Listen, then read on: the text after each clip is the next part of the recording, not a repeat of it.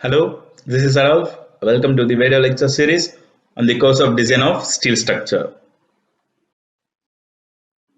We already covered some of the topics in the riveted connection in the previous lecture video. So in this video, we are going to see about what are the assumptions we use in the theory of riveted joints, what are the specification by IS 800, how will you find out the strength of a riveted connection, and how will you find out the efficiency or percentage of strength in riveted connection.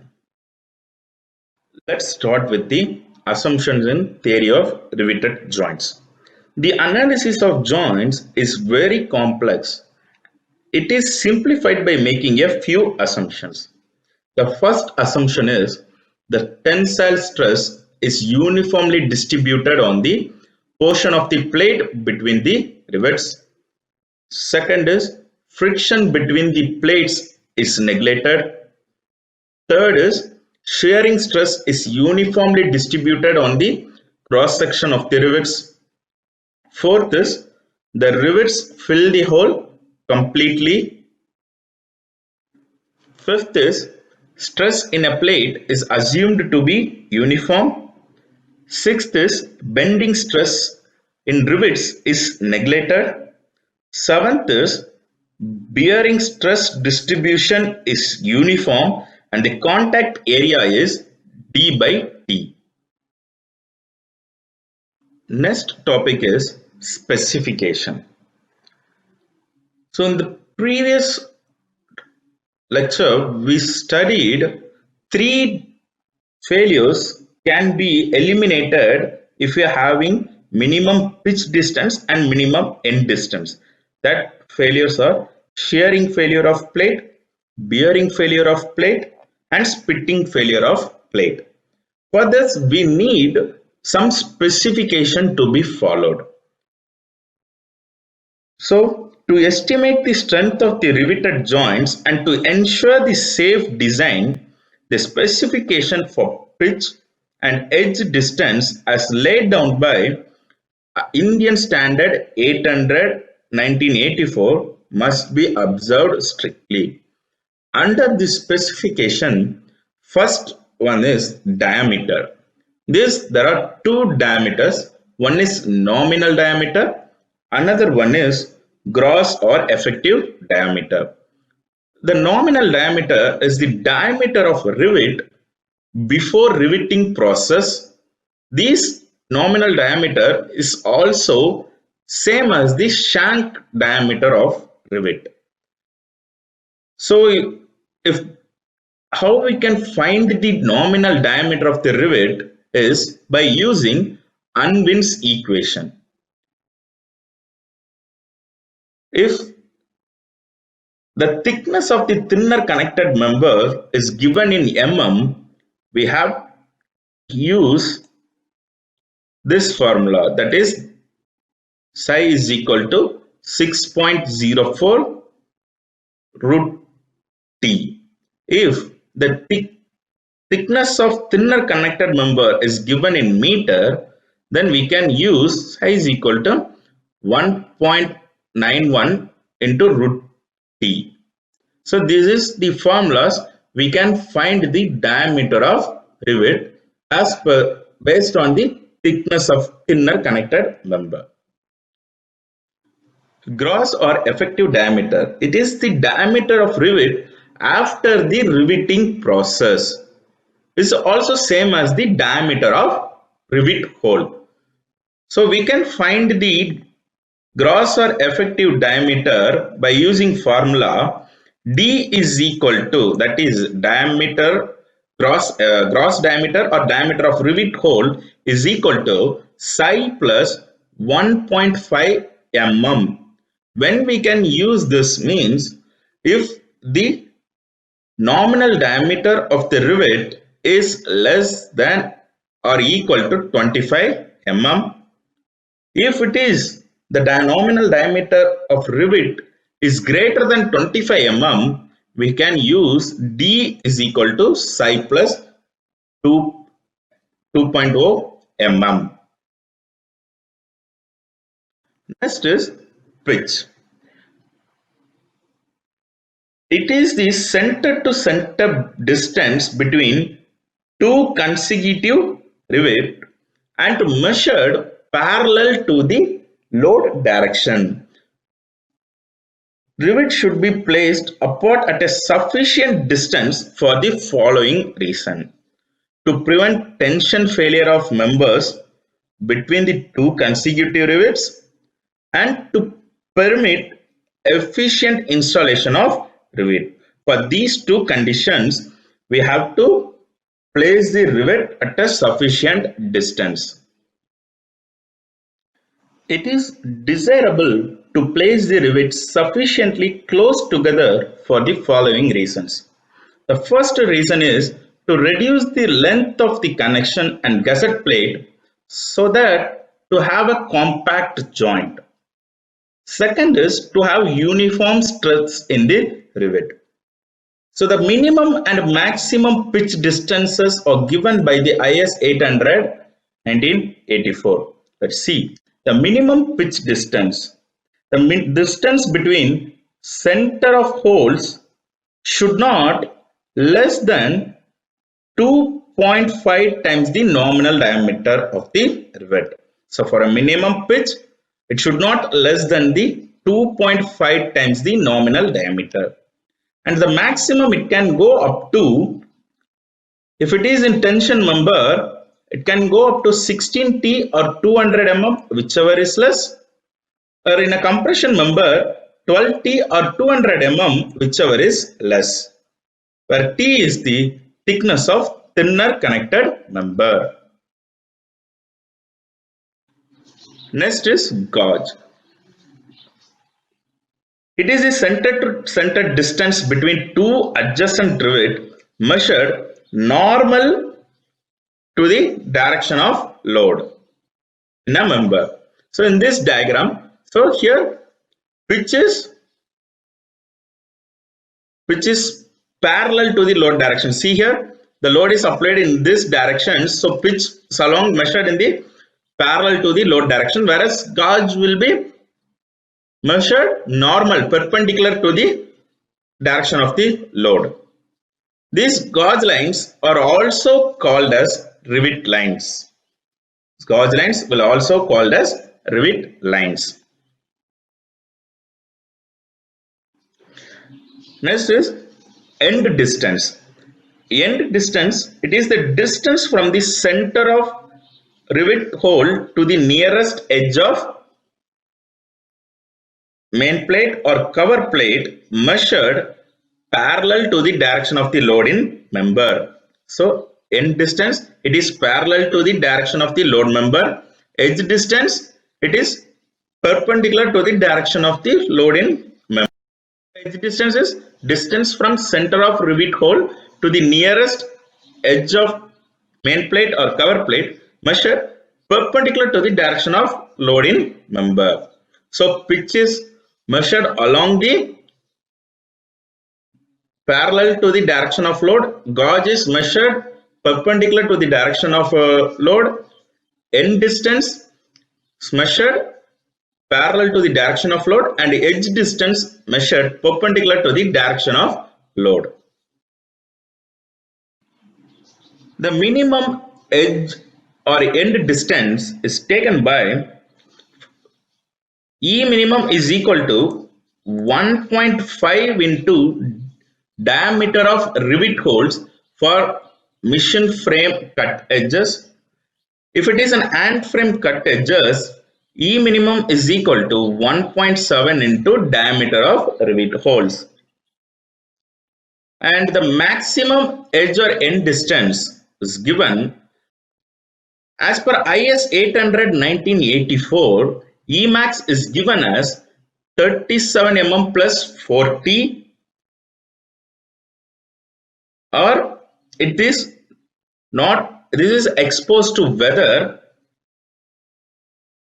If it is not exposed to weather, Emax is equal to 12 into T. But as per IS 800 2007, if a member is exposed to corrosive exposure, Emax is equal to 40 mm plus 4T. If it is not exposed to weather, Emax is equal to 12 into T into E. T is the thickness of thinner connected member and E is defined by root of 250 divided by Fy. Fy is the yield strength of a material. So if it is 250 Fe 250 we use, E value is equal to 1. So then it will come at 12 into T only. So these are the minimum edge distance and the maximum edge distance. The minimum edge distance as per the recommendation of Bureau of Indian Standard in IS 800 1984 are given below. So these are the diameter of holes. And these are the minimum edge or minimum edge distance for hand cutting, and these are the minimum edge distance for machine cutting. But in IS 800 2007 we can found out by a formula. If it is for a machine frame cutting, we can use 1.5 for machine frame cutting. If it is hand frame cutting, it will be 1.7 into diameter of the holes. Tacking rivets. Tacking rivets or stitch rivets used to make the section act in unison and to prevent the buckling in compression member where two or more sections are in contact.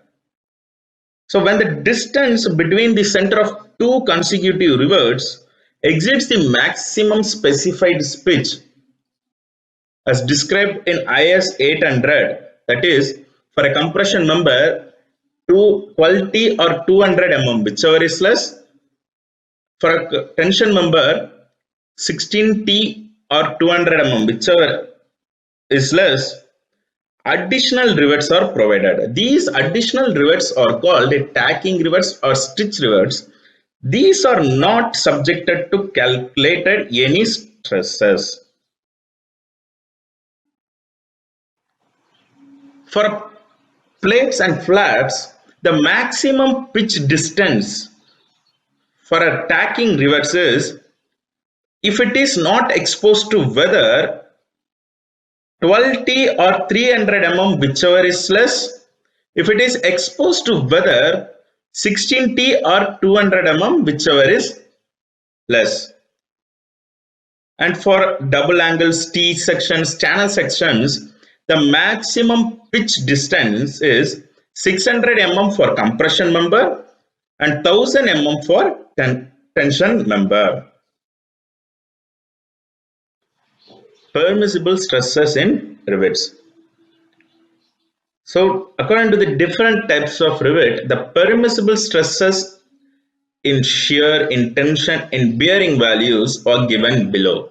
So if the rivets are driven by a power driven, then their shear value is 100, tension value is 100 and bearing value is 300 Newton per mm square. If you are using a hand driven rivets, then your shear value will be 80, your tension value will be 80 and bearing value will be 250 Newton per mm square. These are the permissible stresses. If you are inserting the rivet at the field or at the site driven, then the permissible stresses in shear is 90 Newton per mm square. For tension it will be 90 and for bearing it will be 270 Newton per mm square. These values will be used for the calculation of strength of riveted joints. Next topic is strength of riveted joint. If we follow the specification laid down by IS 800, we can eliminate the three failures, that is shearing failure of plate, bearing failure of plate and splitting failure of plate. If we follow the maximum or minimum pitch distance and maximum or minimum edge or end distance. But the remaining three failures, that is shear failure of rivet, bearing failure of rivet and tension failure of the plate, we have to design it. So, or we have to calculate it. So, first start with the strength of rivet in shear. This strength of rivet in shear is the shear failure of the rivet. So, how much strength the rivet can hold. So, let PS is equal to strength of rivet joint in shear in Newton. D will be the gross diameter of the rivet in mm. Tau VF will be permissible shear stress in rivet, and N will be the number of rivets on each side of joint. So the formula is the strength of rivet in shear is equal to cross sectional area into permissible shear stress. So if it is a single shear, the strength of one rivet is equal to cross sectional area of a rivet. A rivet is a circular. The cross section will be pi by 4 d square into permissible shear stress. This is for the one rivet. If it is a riveted joint, we have to multiply this with the number of rivet presented in a joint. So the n is into pi by 4 into d square into tau vf. This is for the single shear. If it is a double shear, so the strength of one rivet is 2 into pi by 4 into d square into tau vf. Why this 2 terms means we are in single shear, there will be only one shear. This is a double shear, so there will be two shears will come. So we are multiplying this value 2 times. So if it is a strength of a riveted joint, means we have to multiply this value with n. That is the number of rivets presented in the riveted connection. Second is strength of rivet in bearing. Let PB will be the strength of riveted joint in bearing, D will be the cross diameter of rivet in mm, and T will be the thickness of thinner section in lap joint or single cover butt connection, or thickness of main thinner plate or sum of cover plate thickness, whichever is minimum in butt joint, and tau VF will be the permissible bearing stress in rivet in megapascal, and N will be the number of rivets on each side of joint. So how we can find the strength of rivet in bearing is equal to projected area by permissible bearing stress. So strength of one rivet in bearing we can find out by the contact area dt. So if we go through the assumptions, the last point we assumed the bearing stress is uniform and the contact area is d into t. So by the assumptions we are getting it. So the strength of one rivet in bearing is equal to d by t by tau pf, or d into t into tau pf. If it is for a riveted connection, then we have to multiply with the number of riveted present in the riveted connection, that is n into d into t into tau pf. So if you want to find out the rivet value or strength of one rivet, so the rivet value is equal to lesser of PS and PP, that is strength of rivet in shear, strength of rivet in bearing. So the lesser value will be the strength of one rivet. Then the strength of rivet of connection we can find out by multiplying with our rivet value with number of rivet presented in the connection. So if you want to find the number of rivets, then N is equal to axial load by rivet value, that is P by RB. The last one is strength of plate in tension. So let P suffix T be the strength of the riveted joint in Newton, B will be the width of plate in mm, and N is the number of rivet in section under consideration. D is the gross diameter of rivet in mm, and sigma 80 is permissible tensile stress in plate in Newton per mm square or megapascal. Can be this permissible tensile stress can be found out by 0.6 Fy. So Fy is the yield strength of a material. So, and A net area of A net is the net sectional area of a plate. So how we can find the net sectional area of the plate is gross area minus area of the rivet hole. So gross area will be B into T minus the area of rivet hole is the number of rivets into D into T. So if you take the T common, then we will get the B minus ND into T. So the strength of plate in tension is equal to B minus ND T into sigma AT.